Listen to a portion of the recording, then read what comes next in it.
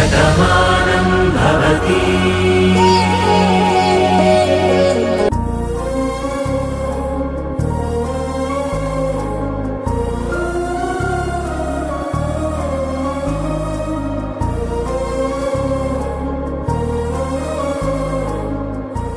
భాను,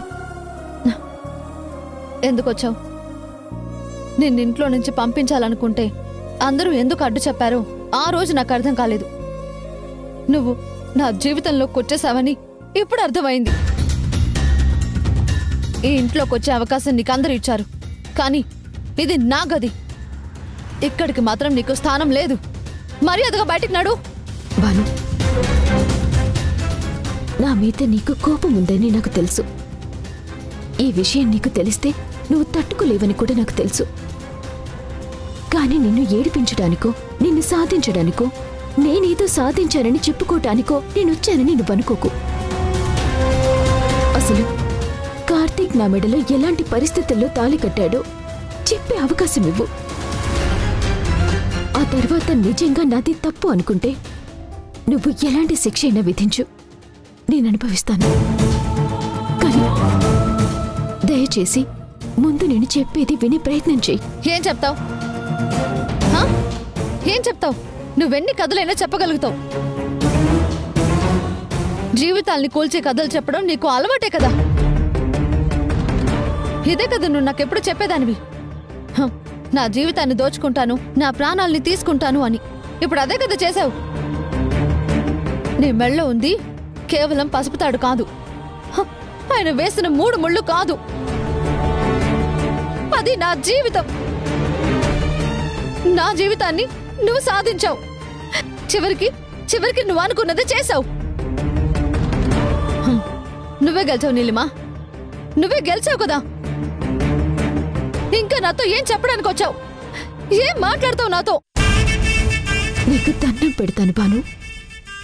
ఒకప్పుడు నేను ఇవన్నీ మాట్లాడిందే నిజమే కాదని నేను అనను.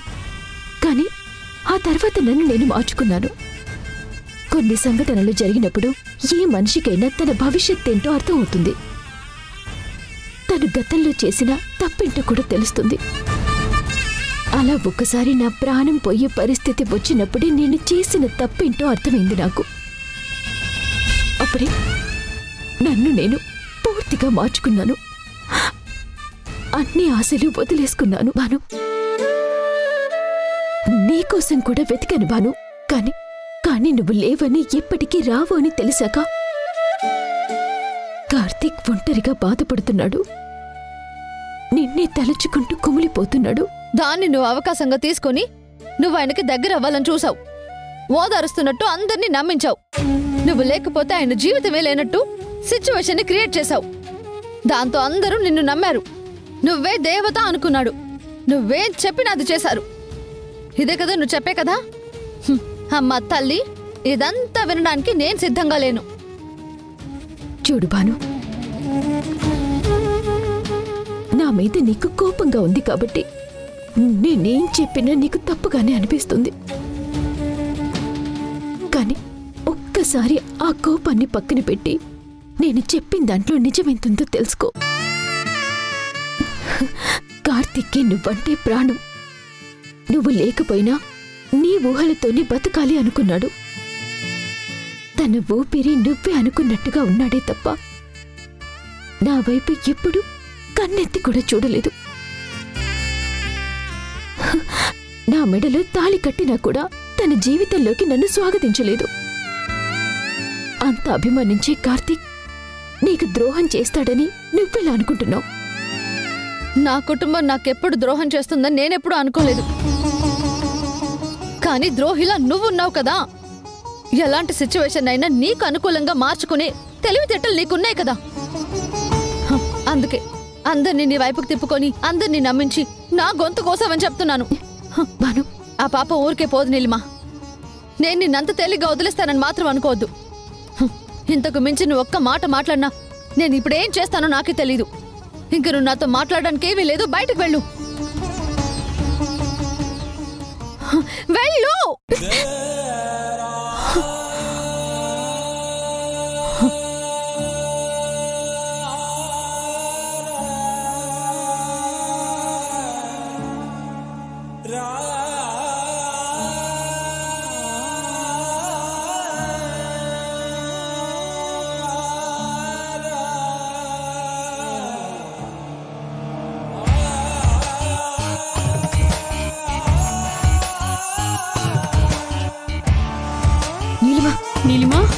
నీలిమా నీలిమా నీలిమా నీలిమా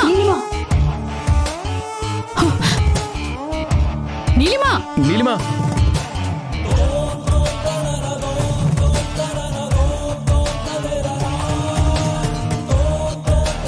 నీలిమా అమ్మా నీలిమా నీలిమా నీలిమా నీలిమా అయ్యో నీలిమా అయ్యో నీలిమా నీలిమా నీలిమా నీలిమా నీలిమా నీలిమా ఏంటి లాక్ చేసింది అయ్యో వెళ్ళిపోతుంది నీలిమా నీలిమా నీలిమా నీలిమా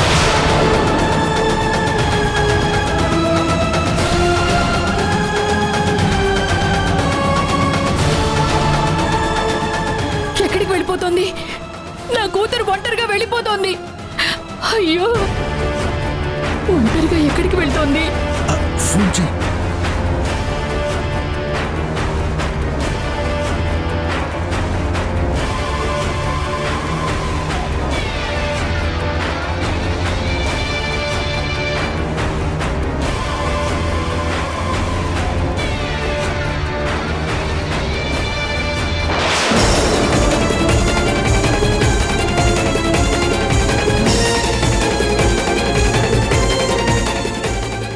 నేను తప్పు చేశాను బాను.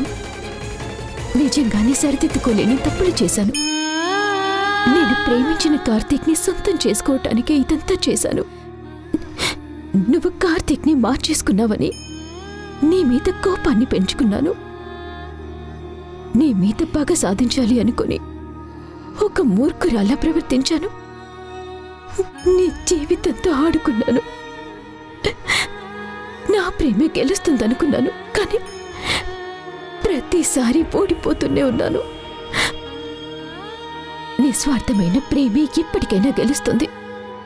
పగతో స్వార్థంతో గెలిపించుకోవాలనుకున్న ప్రేమ ఓడిపోతూనే ఉంటుందని చెప్పడానికి నా జీవితమే నిదర్శనం.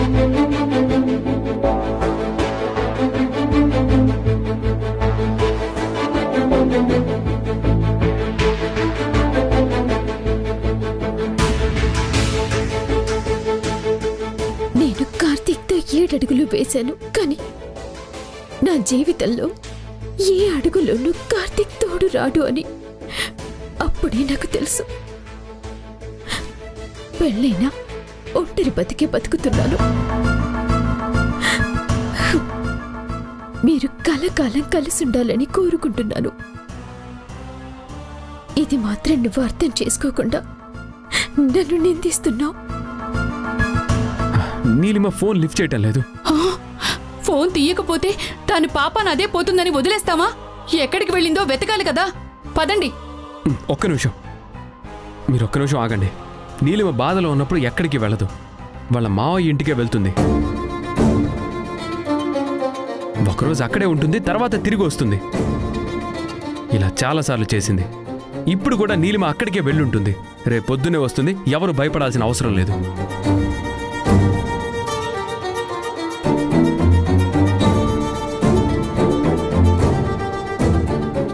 ఎప్పుడు ఒకేలా జరుగుతుందని ఎలా అనుకుంటారు? ఇప్పుడు నీలిమ వెళ్ళిన పరిస్థితి వేరు కదా. తను ఏం చేసుకుంటుందో అన్న భయం మాకుంది. దయచేసి వెళ్ళి వెతుకుతాం, పదండి. అవును బాబు, మీ అందరికీ పుణ్యం ఉంటుంది. మనం కూడా వెళ్ళి వెతుకుదాం. వాళ్ళ ఇల్లు మీకు తెలుసన్నారు కదా. పదండి, అందరం కలిసి వెతుకుదాం. వదిన గారు పదండి, పదండి వెళ్దాం. ఆగండి.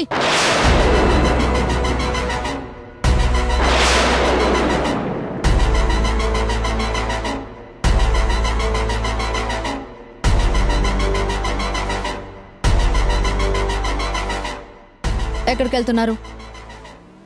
మీరెవ్వరూ ఎక్కడికి వెళ్లాల్సిన అవసరం లేదు. మీ నీలిమ మీకు కావాలంటే మీరు వెళ్ళి వెతుక్కోండి.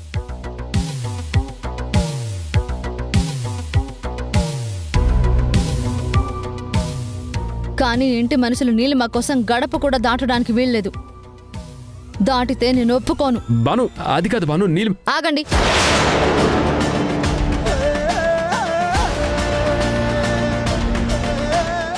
నేను మీతో మాట్లాడుతున్నానని మాత్రం మీరు అనుకోవద్దు.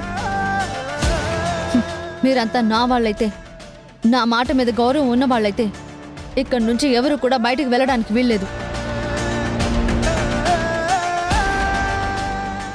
నీలిమ గురించి ఆలోచించే వాళ్ళైతే మాత్రం నా గురించి ఎవరూ ఆలోచించక్కర్లేదు. మీరే నిర్ణయించుకోండి. మీకు నీలిమ కావాలో నేను కావాలో. బాగుందమ్మా, చాలా బాగుంది. అది ఇంట్లో ఉన్నంత వరకు నీ నోటికొచ్చిన మాటలన్నీ దాన్ని అన్నావు. తిట్టిన తిట్టకుండా తిట్టావు. చివరికి చెయ్యి కూడా చేసుకున్నావు. అయినా సరే అది భరించింది, సహించింది. కానీ ఇందాక నువ్వు అన్న మాటల్ని తట్టుకోలేకపోయింది. కన్నీళ్లు పెట్టుకుని పిచ్చిది వెళ్ళిపోయింది. నా కూతురికి ఏం జరుగుతుందని నేను భయపడుతున్నాను. ఎవ్వరు వెతకడానికి వీల్లేదని ఒక శాసనం చేశావు. ఇదిగో వీళ్ళందరూ ఉన్నారు కదా, రాతి బొమ్మలా ఆగిపోయారు.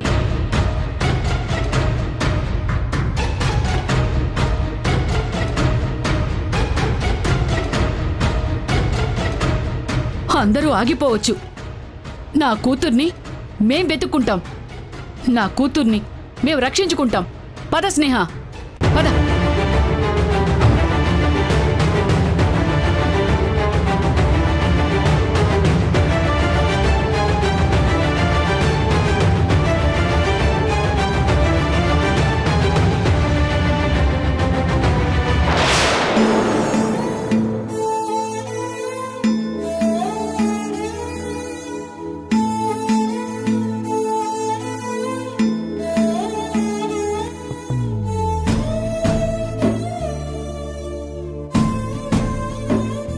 రే ఊరుకో కార్తీక్. భాను నీతో మాట్లాడను, నిన్నెప్పటికీ క్షమించిన అంటుంది. కాని ఎల్లవేళలా అలా ఉండిపోదురా. చూడు, ఇప్పుడు తనకి కోపం ఉంది. అది కొన్ని రోజుల్లో సర్దుకుంటుందిరా, అంతే. తను నువ్వు నీలిమను పెళ్లి చేసుకున్నావన్న కోపంతో ఉంది, అంతేకాని నువ్వు తన భర్త కాదు అనట్లేదు కదా. భార్యాభర్తలన్నాక ఏవేవో మనస్పర్ధలు వస్తూనే ఉంటాయి. అవే సర్దుకుంటాయ్యా. నమ్ము, మీరిద్దరూ కలిసి సంతోషంగా ఉంటారు. నా మాట నమ్ము. కార్తీక్, భాను నువ్వే ఊపిరిగా బ్రతుకుతుంది కాబట్టి నువ్వు నీలిమ మెడలో తాళి కట్టావన్న నిజాన్ని తట్టుకోలేకపోయిందిరా. తను ఆ బాధ నుంచి కోలుకోవడానికి కొద్ది రోజులు పడుతుంది. అలా అని ఒంటరిగా వదిలేయమనడం లేదు. మాట్లాడే ప్రయత్నం చెయ్యి. మాట విసిరినా కూడా భరించు. ఈ బంధం తెగిపోదన్న నమ్మకం నాకుంది కార్తీక్. భానుకి కోపం వస్తుందని నాకు కూడా తెలుసు నాన్న. కానీ ఆ కోపాన్ని ఎలా భరించాలో అర్థం కావడం లేదు. తనతో మాట్లాడితే కదా నేనేమైనా చెప్పడానికి. నా గురించి ఆలోచించే భాను నాతో మాత్రం మాట్లాడను అంటుంది. అదే తట్టుకోవడం చాలా కష్టంగా ఉంది. ఎంత పని చేశారండి. నేను దూరంగా ఉంటే నా ఊహలతో బతుకుతున్నానని మీరన్నారు. నన్ను ఇంతగా ప్రేమించే నా భర్త నిజంగా నేను దూరమై ఉంటే ఎంత నరకం అనుభవించేవారు అని ఎన్నోసార్లు అనుకున్నాను. కానీ ఎలాంటి పరిస్థితులు ఎదురైనా మీరు నీలిమ మెడలో తాళి కట్టారు అన్న నిజాన్ని మాత్రం నేను తట్టుకోలేకపోతున్నాను.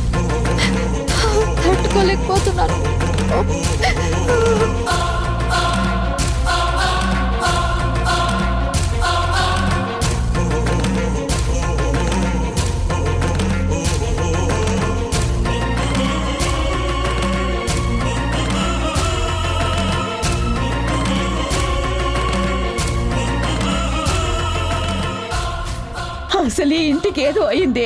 ఒక సమస్య తీరిందంటే 10 సమస్యలు వస్తున్నాయి.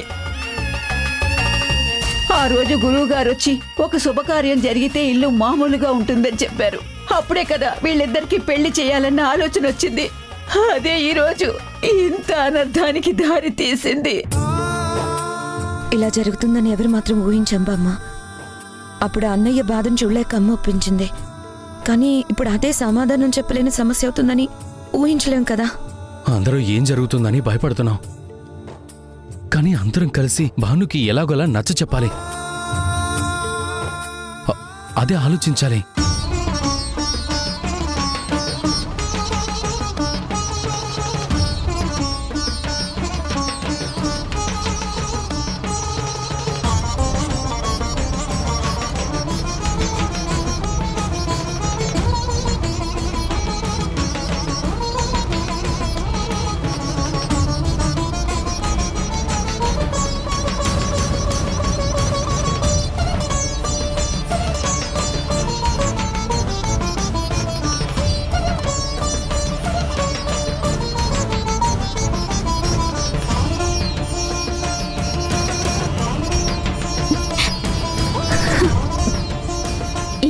పయనం. ఇది నా జీవితం. ఈ చీకట్లోనే ఎలా ఒంటరిగా మిగిలిపోయాను. ఇంకా నా జీవితం కూడా ఇలాగే ముగిసిపోతుందని నాకు అర్థమవుతుంది. నా మాట భాను వినిపించుకోదు. నేను ఏం చెప్పినా తను నమ్మదు. చివరికి నా నీడని కూడా తను సాయించడం లేదు. ఇప్పుడు నేనేం చేయాలి? తనతో నేను ఎలా మాట్లాడాలి? ఈ సమస్యని ఎలా తీర్చాలి? చివరికి ఎలా ఎవ్వరూ లేని ఒంటరి మనిషిగా ఎలాగే మిగిలిపోవాలా?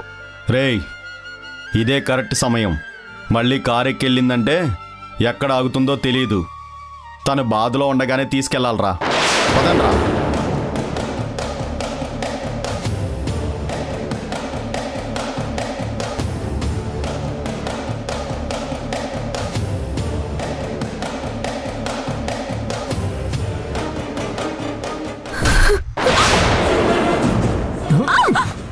రే పట్టుకోండిరా. నేను పట్టుకొని ఉంటాను, నువ్వు వెళ్ళి జీప్ తీసుకురా. అలాగేరా.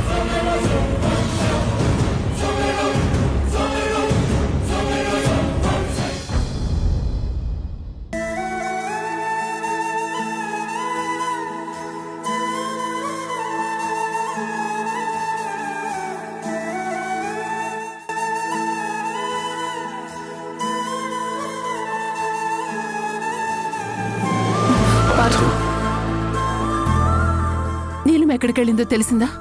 లేదత్తయ్య, చాలా చోట్ల వెతికాను, తనెక్కడా కనిపించలేదు. అయిపోయింది. ఈ ఇంట్లో నా కూతురికి ఎంతో వైభవం ఉంటుందనుకున్నాను. తను ఈ ఇంట్లో ఉండటం తన అదృష్టం అనుకున్నాను.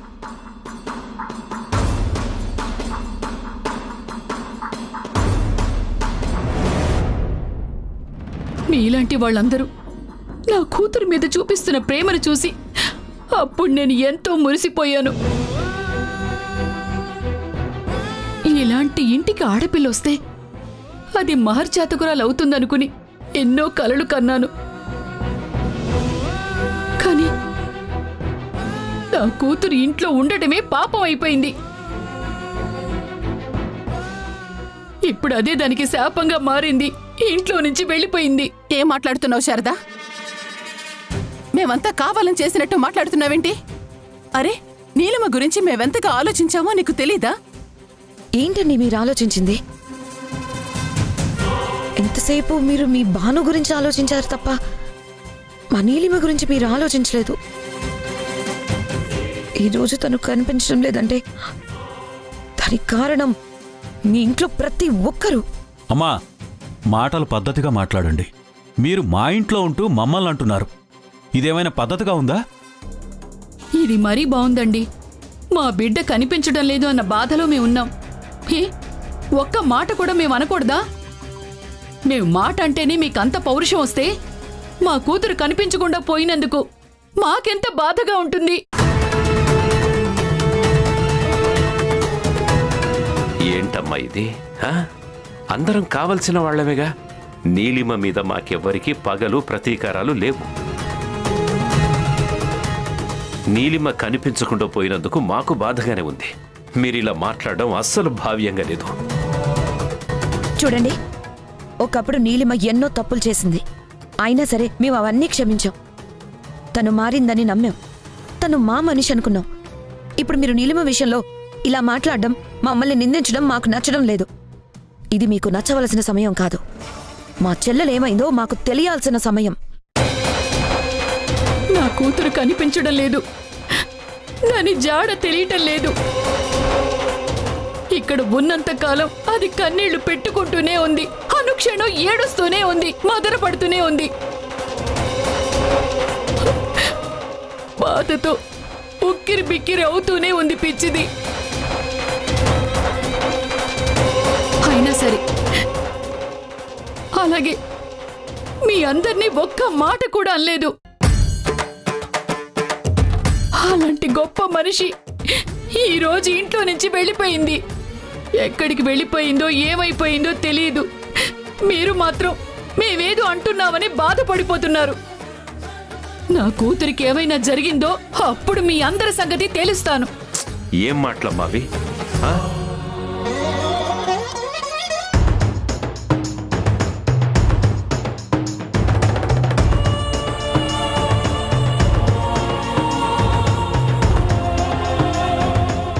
ఇంకా ఎందుకు బాను ఆ ఏడుపు? నువ్వు బాధపడాల్సిన అవసరం లేదు, ఇలా ఒంటరిగా ఉండాల్సిన అవసరమూ లేదు. నమస్తే మేడం. ఏంటి లాయర్ గారు మీరిప్పుడు వచ్చారేంటి? ఎవరైనా రమ్మని ఫోన్ చేశారా?